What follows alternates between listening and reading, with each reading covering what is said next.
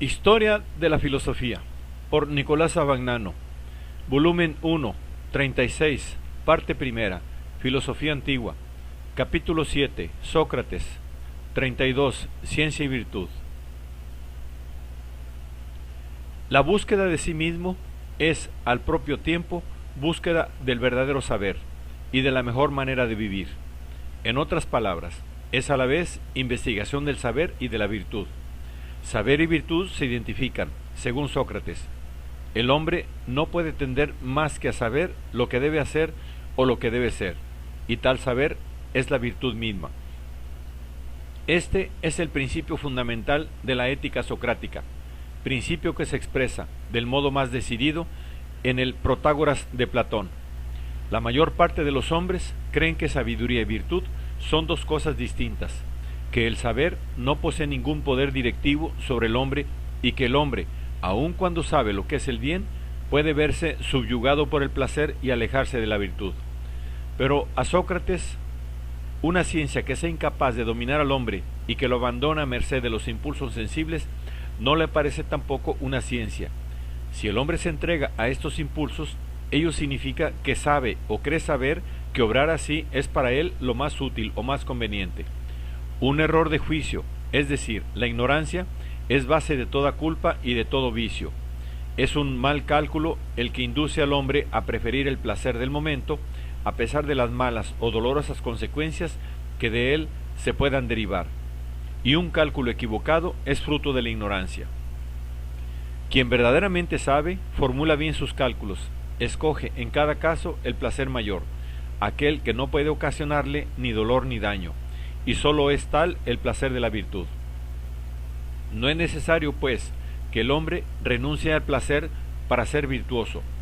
La virtud no es la negación de la vida misma, antes bien, es la vida humana perfecta. Comprende el placer y es, además, el placer máximo. La diferencia entre el hombre virtuoso y el hombre que no lo es consiste en que el primero sabe calcular los placeres y escoger el mayor. El segundo no sabe hacer este cálculo y no puede, por tanto, más que entregarse al placer del momento. El utilitarismo socrático no tiene, pues, nada que ver con el hedonismo sofístico. De esta manera, el utilitarismo socrático es otro aspecto de la polémica contra los sofistas. La ética de los sofistas oscilaba entre un hedonismo escueto, como el que defienden, por ejemplo, Antífone y algunos interlocutores de los diálogos platónicos, y aquella especie de activismo de la virtud, que fue la tesis de Pródico. Para Sócrates, ambas tendencias resultan insostenibles. La virtud no es ni puro placer ni puro esfuerzo, sino cálculo inteligente. En este cálculo, la profesión o la defensa de la injusticia no haya lugar, porque la injusticia no es más que un cálculo equivocado.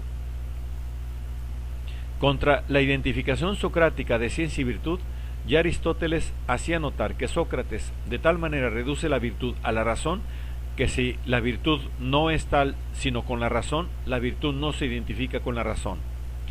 Esta crítica, aceptada por Hegel, se ha hecho demasiado común en la historiografía filosófica y, entre otras cosas, es el fundamento de la desvalorización intentada por Nietzsche respecto a la figura de Platón, cuando quiso vislumbrar en él el intento de reducir el instinto a la razón y en consecuencia empobrecer la vida.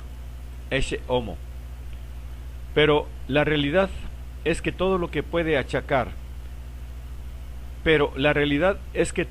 puede achacar a Sócrates es no haber hecho las distinciones correspondientes entre las actividades o facultades humanas que Platón y Aristóteles introdujeron en la filosofía.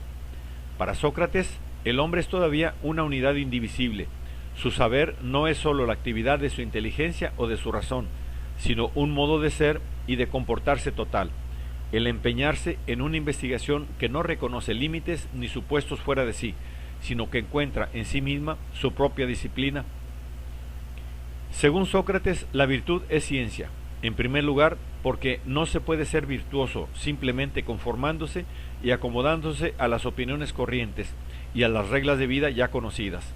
Es ciencia porque es investigación, búsqueda autónoma de los valores sobre los que debe fundarse la vida.